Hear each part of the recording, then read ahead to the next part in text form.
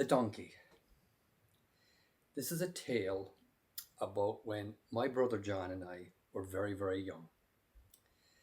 Back in those days, every Saturday, the family would go to Spangle Hill. Spangle Hill was where our nanny and granddad uplived. Now, with hindsight, I thought we were going just to visit. Sorry, I thought we were just going to visit, but with hindsight, we were actually going to get fed. Because back in those days, I didn't realize how close to the edge we were in terms of, dad earning money and providing for us. But the visit to Spangle Hill covered two bases. Dad would go to work at the RTB. We'd go up to Nanny and Grandad's and we'd all get fed.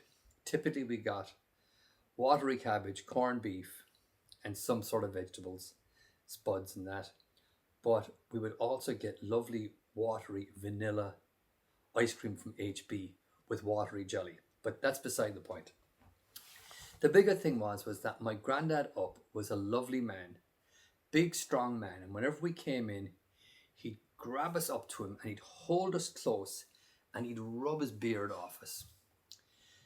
And those are some very, very vivid memories of his beard and the warm fire and the smell of the cabbage and all that going on.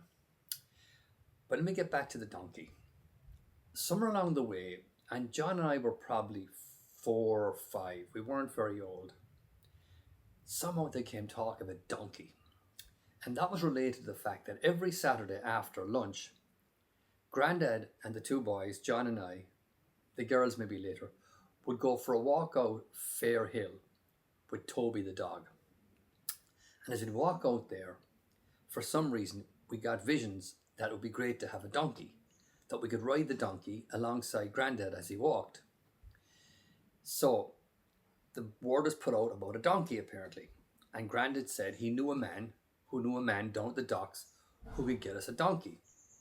Now, looking back on this, the practical nature of this was never really considered in the sense that 228 Kilbarry Place, which is still there today, is a small house by any standards, with a small backyard and a very small coal shed.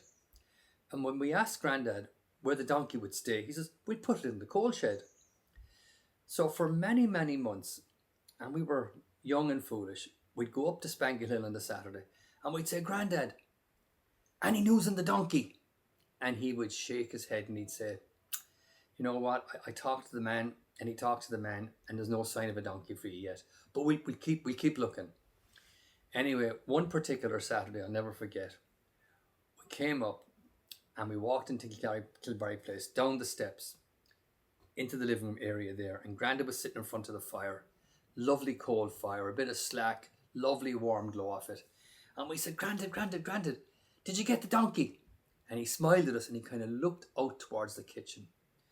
Well, a nod is as good as a wink to a blind man, as they say. So John and I both rushed out through the kitchen, out the back door, out to the coal shed, opened the coal shed door, and there was nothing. No donkey. Now, how we thought a donkey would fit in the coal shed is something to behold. But that was it. There was no donkey. I don't fully recall, and maybe John might, as to what happened about the donkey business. But suffice to say, a donkey never showed up in Kilgarry Place. And that's a good thing because there was no room for the donkey. Now, let alone the fact that to get the donkey into the backyard, we'd have to bring the donkey through the house. So I really don't know what we were thinking. But when you're young, 3, 4 or 5, and your granddad promises you a donkey, you're inclined to believe it. So that's our donkey story. I hope you enjoy it.